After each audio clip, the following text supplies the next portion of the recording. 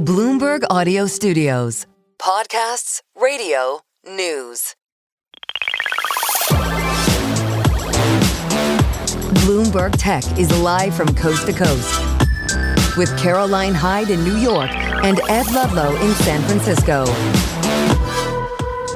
This is Bloomberg Tech. Coming up, Tesla's profits plunged despite record vehicle sales and a Musk hijack moment on his proposed $1 trillion pay package. Plus, the White House says it is weighing broad software restrictions against China as it pushes for tech self-reliance. And we sit down with T-Mobile's incoming CEO, Srini Gopalan, about the company's third quarter results. But first, we check in on these markets, which, despite the geopolitical tensions, despite concern about some numbers not hitting the mark and the earnings underneath the benchmark, we're still up 0.6% on the Nasdaq 100, Ed. There feels like there's a risk-on sentiment more broadly, and that's as we eye oil prices on the higher side, inflationary concerns, but we shake it off when it comes to the Nasdaq, but you're looking underneath the hood. Yep, let's go to Tesla. Down 3%, but not as down as much as it was when the stock opened. The story from earnings was really simple. Record vehicle sales or deliveries, but profits plunged. Higher costs. Tesla talked about tariffs, talked about the impact of policy and how it had expanded its products to react to that. But then, right at the end of the earnings call, the story became about Elon Musk and his proposed pay package. Listen to this. The point is, I just like there needs to be enough voting control to give a strong influence, but not so much that I can't be fired if I go insane. Elon Musk there, ending his final moments on the conference call, making the case to shareholders for his $1 trillion pay package. Let's get more on all of the Tesla numbers. Itai McKelly is with us, senior analyst of autos and auto parts at TD Cowen, and joining us, you've got a buy rating on the company, $509 price target, which is about 20% higher than where we currently trade. Going straight to the numbers perspective before perhaps a pay package, was there anything to shout about?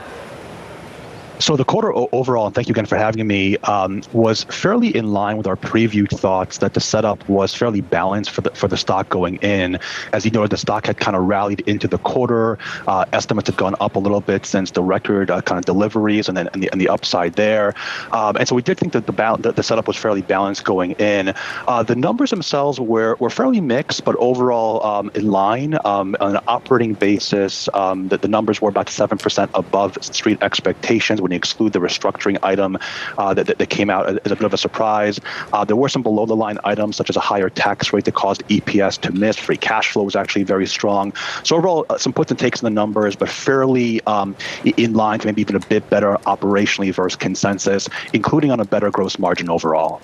Okay, so that gross margin and actually the cash that's still coming into the business, is that enough to really drive forward on basically the now focus of Elon Musk and Tesla more broadly, which is AI, which is robotics, which is autonomous? Yes, to your point, the gross margin actually beat nicely in the quarter, 18% versus consensus at 17.3%. OPEX was actually higher, including for SG&A. So you're seeing the company making still substantial investments in future growth, including, of course, AI. But the free cash flow, very strong. CapEx came in a bit below expectations. And the balance sheet is very strong with over $40 billion of cash and low 30s of net cash after debt. So the balance sheet's in great shape. You are seeing the company continue to make an investment. Good to see the gross margin beat as well. We're trying to tie Musk's comments about the compensation package to the earnings that were posted. And the way that I look at it is that the board has set him over 10 years, both operational and financial goals. 20 million vehicles over 10 years. That means he needs to average 500,000 a quarter. They've set him EBITDA goals. And in the earnings statement and on the call, they tried to explain with a broader portfolio of models and more affordable models how they will achieve that. Did they answer those questions? Yes, I think when we looked at the CEO compensation proposal when it came out, we were actually very encouraged. A lot of analysts have views over what Tesla should do, where they should be investing, and what the future will hold. We've been very bullish on autonomy, not only for the robo-taxi vertical, but also for what we call the consumer AV vertical, the FSD vertical. And we thought the product goals, the four of them kind of laid out in the compensation proposal, were very aligned with our kind of long-term thesis of where Tesla should be investing and what they should do, particularly around the FSD part of it, given how disruptive that could be. It was that the company's comments last night on the call were supportive of that, including kind of making the point that as they launch these incremental FSD features, that could accrue very nicely to EV demand and kind of address that issue as well. So those goals seem very aligned with our thesis. It actually turned us more bullish on the stock kind of long term when we read those proposals. Itai, this morning, the New York State Comptroller joined us on Bloomberg Surveillance. Listen to his take on why they voted no on the comp package. When you see the excessive compensation package, I mean, credit to Mr. Musk, he's already one of the richest men in the world. How much more rich does one person have to be? But for Elon Musk, it wasn't about money or how rich. It was about voting control. The argument that he needs a certain level of control for Tesla to realize the vision of humanoid robotics and more broadly AI. Where do you stand on that? Sure. Absolutely. Elon's kind of made that point very clear. Ultimately, the proposals, are tied to market cap targets as well. They are, to your point, ambitious. They will require very, very strong execution. But once they're delivered, if they're delivered, there's a substantial amount of upside to EBITDA longer term, as we see it, and would give Tesla a very significant competitive positioning as well. So, given the amount of execution it needs to take there, I totally kind of understand management and the point around this. And again, those goals very well align with what we think Tesla should focus on over the next 5+ years. And so, we felt pretty good about, the overall game plan for where to invest, where to focus on. And we felt those goals for us were positive in the scheme of where we see the company going. Itai Michaeli of TD Cowen, thank you very much. Now, coming up, the White House says it's weighing more export limits against China, this time targeting critical software. We have more on that story next. This is Bloomberg Tech.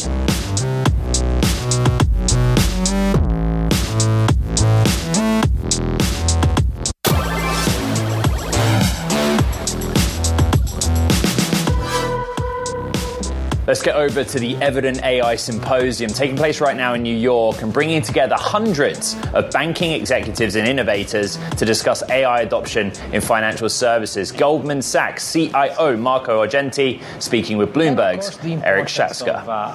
How do you take people through this journey? And so the human factor, the human element are more important than ever. Today I say that what technology or AI can do is ahead of what people accept that they can do with it. So there is a gap there. There is a cultural gap. Friction. I think there is friction, but it's also like sometimes fear, right? And this period of transformation for the first time, creates almost like a competitor to the human species, which we never had before, which could be in some cases smarter than us. And the way people face that threat is very different. And some people adopt it and embrace it, and some people are just resisting it. But back to the importance of the first topic that I talked about, why is data so important? Sometimes when a lot of, we talk with other people in the business and other CIOs, etc., or people are asking me, what's the best advice? And today the best advice is really make sure that you have a great data quality story in your firm, because that will be the single most important determinant of the Goldman Sachs CIO there, Marco Argenti, talking with our own Eric Schatzker. Catch the full conversation going on at the symposium on Live Go. But now we switch gears to what the White House is saying. Well, perhaps it's weighing new export limits on China, but this time targeting critical software that could send ripples through the tech sector. Bloomberg senior tech editor Mike Shevard joins us now with more. And it's trying to understand how far-reaching such limitations would be, Mike. Well, it's a great question, Karen. We still don't know the answer about how far the scope of this will go. But the Treasury Secretary said yesterday that everything is on the table. And really, this is another instance of the U.S. or China trying to escalate ahead of a key round of negotiations. And we have one coming up this weekend where the two sides will try to hash out their differences. What the U.S. is hoping to get from China this time around is a relaxation of some new export controls on rare earths that Beijing just imposed much much to the chagrin of the U.S. and many of its allies. And Treasury Secretary Bessent not only says that everything is on the table, but he is also saying that the U.S. may act in concert with its allies. And some of the areas that could be targeted are critical software, including software used to design chips, but it also could be broader. Reuters reported yesterday that they may go as far as looking at anything made with U.S. origin software and trying to restrict that. And that is a measure that the U.S. took against Russia back in 2022 following Russia's invasion of Ukraine. Mike, overnight, a communique from the Communist Party's Central Committee in China.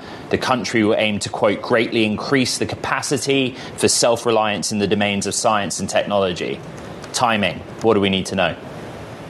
Well, Ed, this is clearly a challenge for the U.S. because one thing we have heard from the Trump administration is an articulated desire to try to sell back into the Chinese market some of the American tech stack. And the idea, this is one that we have heard from White House AI advisor David Sachs and others, that if we can sell into China, we can compete with China in other markets globally. So this is something where we see China is perhaps pushing away from the U.S. tech stack and trying to go on its own. We also have some great reporting from our colleagues in Asia and Africa that is an example of how important this is. We see how DeepSeek is making inroads in Africa in today's big take. It's worth reading on the terminal and elsewhere if you haven't seen it, but it shows just how China is building this model at home of lower cost AI, both the hardware and the software, and then offering it in markets where the U.S. is hoping to compete, but perhaps being beaten to the punch by Chinese innovators.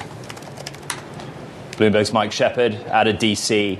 Thank you very much. We have breaking news crossing the Bloomberg terminal, reporting from the Wall Street Journal. President Trump pardoned Binance founder Changpeng Zhao on Wednesday. The markets are reacting. If you look at XBI USD, Binance coin, it is spiked as those headlines cross the Bloomberg terminal. The team in New York getting it up on the screen. The Wall Street Journal citing sources on the pardon of Zhao by the president. Bloomberg's not matched the reporting. We've shown you the market reaction. We'll look into it, and when we have more, we'll bring it to you. Let's get back to Bloomberg Tech.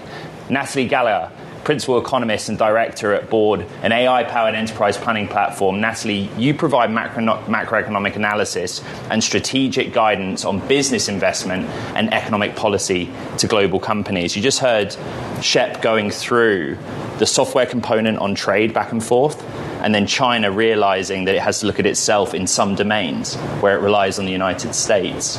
As you track trade right now, I'd like you to answer, does software actually play any role in any of this negotiation? Yeah, I think it plays a really significant role in this negotiation, right? Because as we talk about AI and the importance of really being a leader in this space, we know that the U.S. right now outspends China on a ratio about 5-1. But of course, there's a lot of accusations around distillation.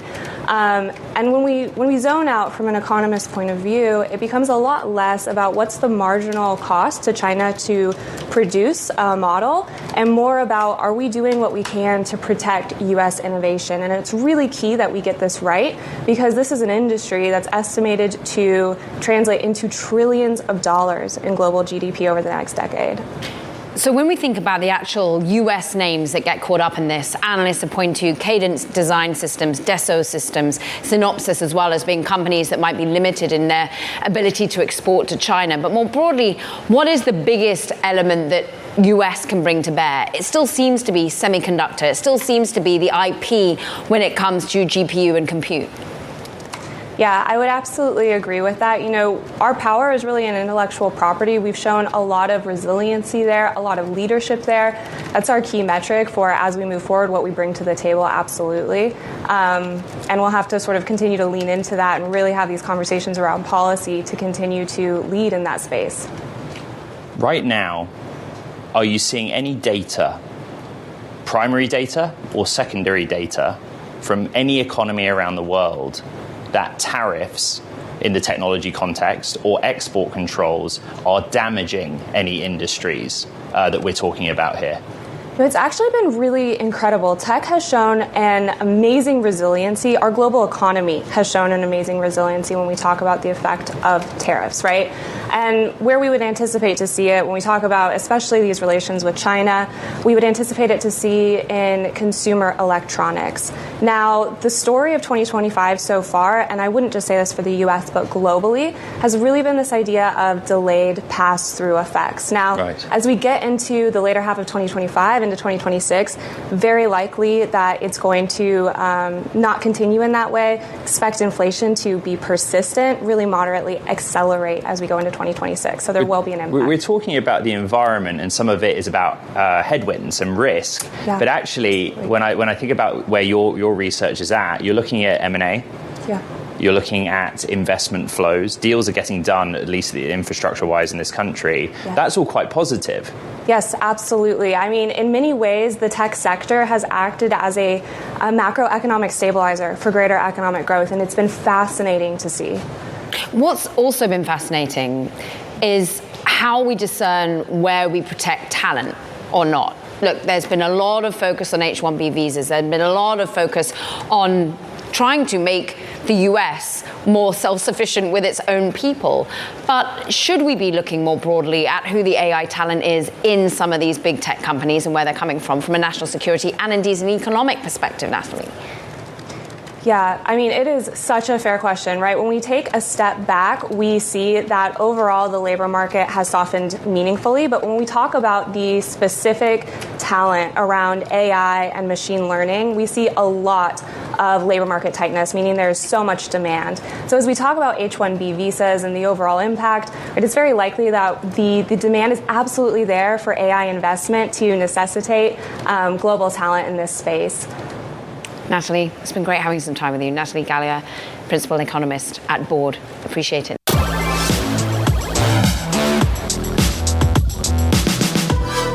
T-Mobile. It added 1 million postpaid mobile customers. It raised its outlook for the year. And look, the boost is coming at a time when we're seeing the deal that was done with US Cellular, the launch of the new iPhone 17. But interestingly, the market's kind of digesting this with perhaps looking a little bit at the revenue expectations, potentially missing there a little bit. And it's locked in a fierce battle, of course, competition, AT&T, Verizon. Who better to speak about all of this as T-Mobile's Chief Operating Officer, but he's the incoming CEO, Srini Gopalan. And I know this is a special day with really being there for the first set of earnings as the incoming CEO. But the market is kind of trying to find the flies in the ointment here. Why? Why do you think that million subscriber to postpaid wasn't enough? Look, I don't spend my time trying to predict market trading on a day-to-day basis. My focus is on building a solid, robust business, which is what we've got, and a business where we're constantly expanding and widening our differentiation. That's the core of what we're focusing on. Because when you look at this quarter's results, T-Mobile's been the growth leader for 13 years. And yet this quarter, we added our highest number of new customers ever. And it's not just volume growth, that translated into value growth. I'm not sure where you got the missing revenue expectations from, because we exceeded consensus on service revenue. And we delivered 9% service revenue growth, along with 6% EBITDA growth. And all of that translates into that all-important metric, cash, 26% cash conversion, which is the highest in the industry. So we're feeling really, really good about where the business is. Just to go into the nuances, for example, service revenue, $18.24 billion. It was up 9%, but the estimate, according to Bloomberg, consensus was for a little bit less than that, 18.16. Yes. But the revenue of 21.96 was perhaps slightly shy of the 21.98. But as I'm saying, this is flies in the ointment perspective here. But I think the average revenue per user perhaps is one to look at, how it's being pulled down a little bit because you are in this fierce competition. And I'm interested as to how much, to get over all these new subscribers, you are having to go toe-to-toe with some of the more incentives out there. Sure. So let me parse that question into 3 bits, right? Getting new customers. Now, if you look at our cost of acquisition of new customers, and all of that flows through to the bottom line, we added 1 million postpaid phone customers and still delivered 6% earnings growth. That's because a lot of the new customers are coming to us because there's only one place where you can get best network, best value, and best experience, and that's T-Mobile. So while we talk about cost of new customers and the rest, when you have differentiation, you can drive earnings growth as well as bringing in new customers. From a competition perspective, look, this industry has always been competitive, and let's just pull back out of the detail of promotions and the rest. You look at it at an industry level, the industry has seen a 50% growth in free cash flow in the last 3 years. right? At the same point as delivering more value to customers. And your last piece of average revenue per user, our ARPU actually went up by 1.8% this year. In our guide, we have an inbuilt 2% guidance increase on ARPU, which was higher than our earlier guide.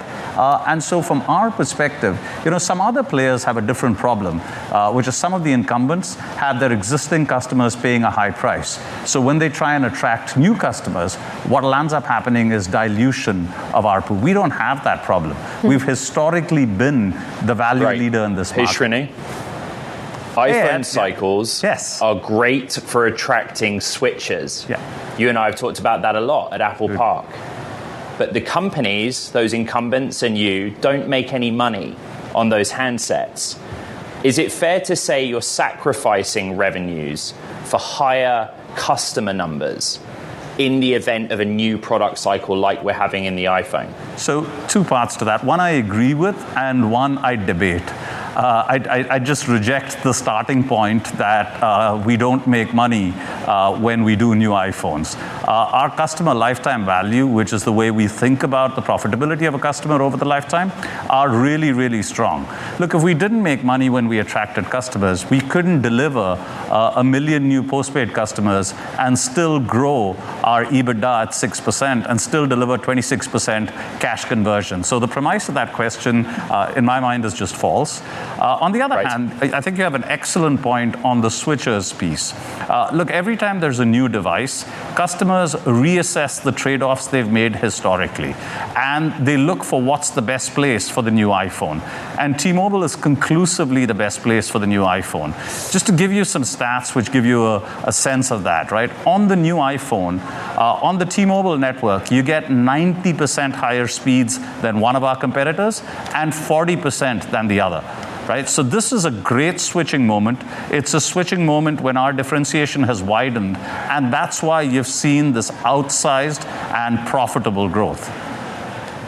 Srini Gopalan, T-Mobile, currently the COO, soon to be the CEO. Thank you very much.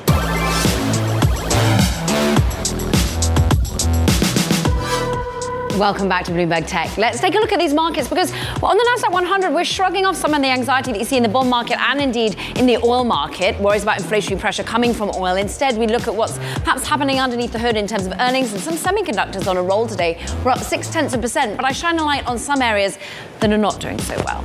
There's a surprise pre-announcement coming from Supermicro. Now, this has been a company well-loved in the AI trade as they design some of the servers that are going into a lot of these data centers. But actually, they're saying that the upgrades aren't going to be happening really until their fiscal second quarter. $5 billion is what they're directing us to in terms of sales, and it's well below expectations of $6.5 billion. We'll get more detail later in November when they come out with their true earnings date. We're looking at Tesla, also off by 1.7%, bouncing off of its lows, but we see also earnings per share, the sacrifice there. We're seeing profitability down some 30%, even though we see all record volumes of deliveries in their quarter. We see operating expenses just shooting higher, and we want to get into all of that with our auto czar, Craig Trudell, who's joining us now. And really, this was an earnings where the fundamentals were almost ignored on the conference call by the executives. It was much more about, once again, AI and robotics in the future.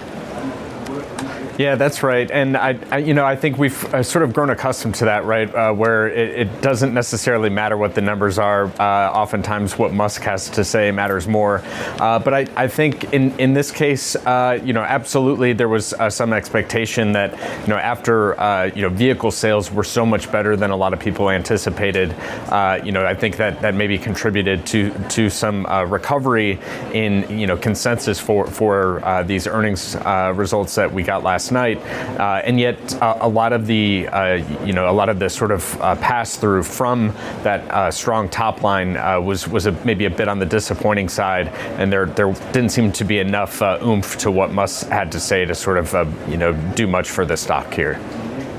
Musk talks largely about AI and the promise of AI in the future, but the CFO and in the earnings deck gave us more about tariff impact to costs, the environment with policy, CapEx plans in the 10Q, which you caught this morning, I think, as well. What were the other things that the market could go on?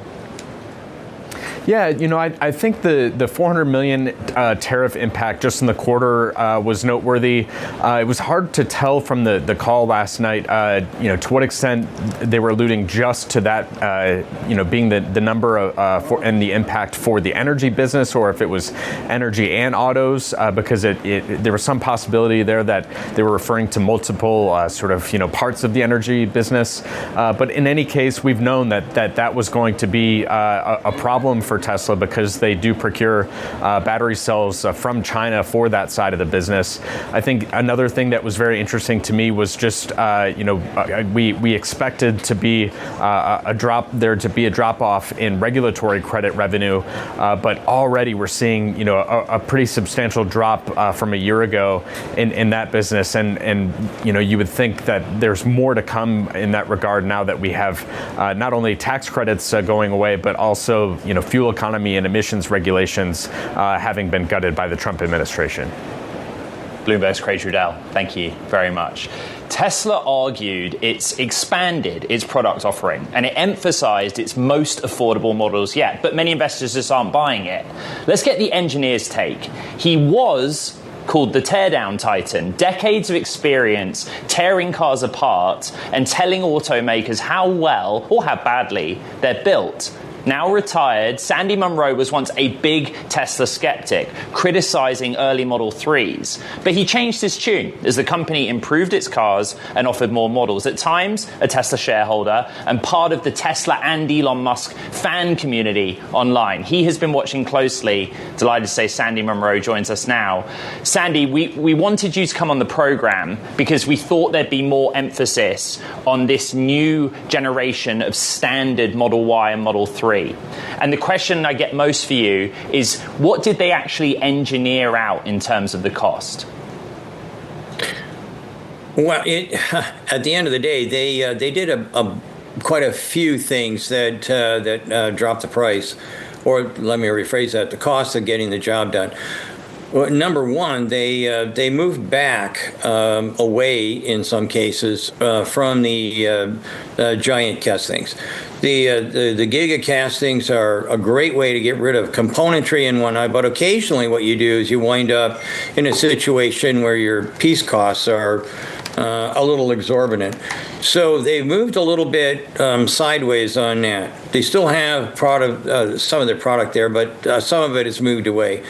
As far as what I saw, as far as the reduction in the amount of cost associated with the product, those are all kind of things that you do after you've launched a program. So the amount of things, if you'd like, that will reduce the amount of cost are kind of right now insignificant, but they lay a plan for the future. So if you start looking at some of the things that they've experimented on with the Cybertruck and whatnot, where they've gone to steer-by-wire, Ethernet controls, I mean, that's the stuff you need to drop the problems associated with latency. Latency being the amount of time you need to control a car in a crash. So so are they the right sacrifices, Sandy? Are you feeling that they're making the right decisions to get to the right price point at the moment? Yeah, absolutely. Everything I've seen, I like. Well, not everything, but most everything I've seen I like. What don't you like? The big thing, what do I like? What don't you, Sandy? What don't you like? What don't I like? The things I don't like are kind of like, I don't understand why they haven't brought I'm calling it the Model 2, the cyber taxi. Why have they brought that out? I'm ready for that right now. I don't need a steering wheel. I've already been in that vehicle several times, and I think it's the ideal opportunity to sell for people that are my age. Now, I'm kind of agile. I'm not a cripple, and my reflexes are pretty quick. Actually, 2 days ago, I caught a fly at the restaurant, and shock the daylights out of the waiter. At the end of the day, product should have been out in the marketplace like right now. We need it for the baby boomers. So that's the thing I don't like. Sandy, I don't know if you remain a Tesla shareholder or not, but right now, the company, thank you for clarifying, has a lot on its plate. One of the pieces of news was that they're building out the assembly line for the humanoid robot. You have a deep analysis of the things that Tesla does itself as a vertically integrated company. Could you just give me your assessment of how you think they'll be able to establish their own supply chains and build such a product in line with also delivering 20 million EVs over the next decade? Well, let me attack that in a couple of different ways. Number one, I believe when Elon said that this is going to be maybe the biggest product ever or something, I can't remember exact words, he is absolutely correct. Again, I go back to this aging population. It costs that robot should sell for somewhere around $100, $125 each. Okay. If I take a look at nursing care, you're looking at each nurse, and you'll need 3 of them because for 24-hour kind of stuff. Each nurse is going to be getting about $125, say maybe $100 a year, with benefits maybe a little higher. Man, this is the best return on investment ever. Not only that, Grandma won't have to worry about taking her pills. Somebody won't have to try and pick Grandpa up and take him to wherever he needs to go. I mean, this is a huge opportunity. And I've been working on robots since I was 16. Yeah. So that's a long, long time. That's like 60 years ago. This is a huge thing. I'm more up on that than I am the cars. Sonny Monroe. The Tesla teardown titan. Maybe you'll be a robotics teardown titan too. We appreciate your time. Thank you very much indeed.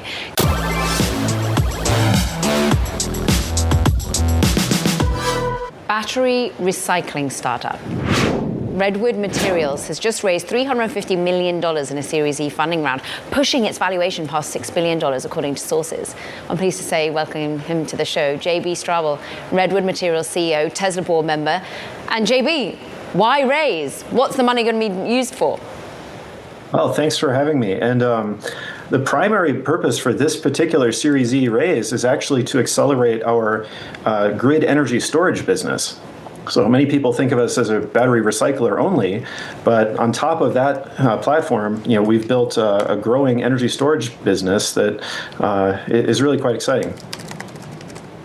JB, I'm recognizing that there's a pivot here for Redwood, right? And the question that we get a lot for you is, what is the viability of that legacy recycling business under the Trump administration and the policy environment we're in? Could you explain that based on the emphasis you're putting on this next-gen energy demand from data centers? Yeah, well, I guess the first thing I'd highlight is, there are no federal incentives. There's no sort of infrastructure for the federal government to support battery recycling. There never has been. So what we do and others do is purely driven by economics and being competitive today with mined materials. And in this current Trump administration, actually, we've seen huge excitement around the critical materials nature of what we're working on. Because, very directly, we're a quite substantial source of cobalt, nickel, and lithium, and copper, all of which is domestically sourced. It's already here, it's already secure. So from that point of view, I actually am perhaps even more excited about the core recycling business in this administration than I have been in the past. Well, JB, just real quick, I was of the understanding the IRA did provide for incentives for recycling. Am I wrong about that? No, the IRA provides incentives for some of the material manufacturing that sort of evolves further downstream from recycling. So if you were to make, so that's the more the manufacturing side, but in terms of collection, refining, and selling those materials back, there's no incentives, there's no particular premiums for that material. And boy, in this moment of electrification, in this moment of need for compute and data centers, do we need a lot of those mined materials that you talk about, and with rare earth metals being a concern too. I'm interested in just who you then get strategically on the cap table to drive that forward, JB. Why NVIDIA, for example? Interesting that they're coming on. Well, NVIDIA's interest is clearly evolving from our energy storage business. And what we're doing is taking old transportation battery packs, refurbishing them, and then redeploying them, extending their life in a very low-cost setting to provide these energy storage services for data centers, for AI factories, and for the expansion of industrial grid electrification. And this is one of the cheapest ways to provide grid energy storage. It's far cheaper than deploying brand new batteries, and it can be a complementary strategy alongside of our materials recycling. So this is really what's driven NVIDIA's excitement. I think they see that energy access and electricity availability has become a key strategic point for AI factory expansion. Can we talk about the money, therefore, that you need coming in? You've raised this equity, but you're also depending on money coming from a federal perspective, a $2 billion loan from the Department of Energy. How is that in status? How are you seeing that navigation when it looks as though the current administration wants, equity for every time that they're giving some sort of federal funding? Well, everything we're doing is supported by private funding. That's something we're pretty proud of, and this round continues that focus. The government obviously has taken a different approach in looking at the DOE loan program, and there's a huge amount of interest in a lot of these projects. But I'd say from our point of view, we're focused on critical materials and energy storage, and looking at the applicability of that for those interests. JB, you are on Tesla's board. You recused yourself from the special committee on comp. I know that. Elon's argument is he needs voting control of Tesla. Explain that to me as if I were a 5-year-old, please. The basics of why the board's position is that Elon should have voting control. Well, I can't say too much more about Tesla matters today, but maybe I would just comment that the focus is really on providing shareholder value, and that's really the sort of first and foremost direction that we look at these things from. So I think this proposal really does that, and it provides potential incredible upside growth to the existing and future shareholders. And lastly, JB, you're aware of the Bloomberg reporting about the manual release mechanism in Tesla car doors. From the board's perspective, are you aware of any action Tesla's taking to change the design of that mechanism, or has it been discussed at the board level? Well, again, I can't go too deep on these topics, especially if there's any ongoing legal proceedings. But we take any safety matters incredibly seriously. This is one of the most important issues, and we're constantly watching that. We're constantly looking at new events and reports, and we'll stay closely aware of any actions going on there. Redwood just raising $350 million. I'm told by sources the valuation more than $6 billion, a pivot from just recycling to a broader look at what's happening in data center and the energy supply chain. JB Straubel, Redwood Materials, really appreciate your time. Thank you very much. IBM reporting disappointing revenue in 2 key software categories, including its closely watched Red Hat unit, sparking concern among investors who see those businesses as essential to growth. IBM CEO saying, quote, "I'm going to be upfront on one area where it didn't look so good. Red Hat growth slowed from 14% last quarter to 12%, but I'm not worried about that if I'm looking to 26. Caro, that was your interview. What else did you learn in that conversation? Yeah, Arvind Krishna was really trying to, own the area that he knew would be of concern and the sequential slowdown, and that was from a constant currency basis said.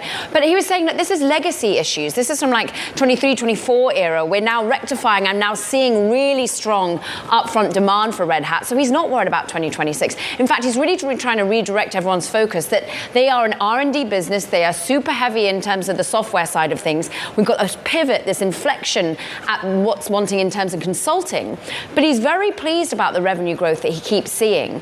And they're also really thinking about the AI book of business, $9.5 billion. Analysts really shouting and applauding that sort of level. But it was interesting also that this is a company that's thinking about quantum. And boy, is there a lot of quantum that's in the news. But I think the AI book of business is one to really be keeping an eye on, $9.5 billion in just about 2 years. So he was more optimistic than perhaps the share price would be weathering on the day would seem to show at the moment, Ed. But I think what's really interesting is all of this comes on the heels of all these earnings that we're seeing. And we're going to be looking at Intel a little bit later. I know you in particular are going to be trying to analyze that. We're off by 2.6% on IBM. Let's look at where we are in terms of where Intel trades ahead of its numbers, up 0.7%. Notable as we think about where its business is going to be for growth, when they've also given a 10% equity stake to the US government. Who else is giving equity stakes to the US government? Maybe quantum stocks. Some reporting out there from the Wall Street Journal, Ed, that we got a whole raft of quantum companies maybe talking about federal funding going forward. And of course, that shares are on the up. We see Ion and Q up 8%, but look at that, D-Wave up 15%. Now coming up, let's talk about what else you've been up to, Ed. Rivian's e-bike spin-off also debuting its first product. That's not the only news coming out from the EV maker. More on that next. This is Bloomberg Tech.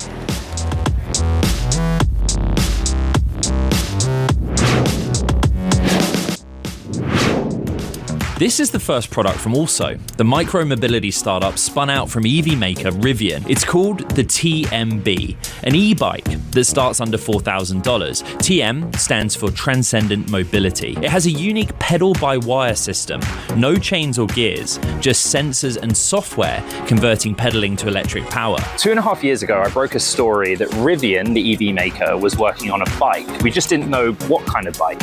Now we do. Rivian saw a chance to reach short trip riders and leverage its battery tech. Now Also is independent, launching its first gen e-bike after raising hundreds of millions of dollars. I'm riding the premium version of the TMB. There's a touchscreen interface for modes, maps and music. The detachable battery pack has USB-C fast charging and uses the same cells as Rivian's EVs. The modular seat or top frame adjusts without tools. It can be shared. Adjustable pedal assist with speeds up to 28 miles an hour. There's also an accelerator that throttles up to 20 miles per hour where it's allowed. One more thing.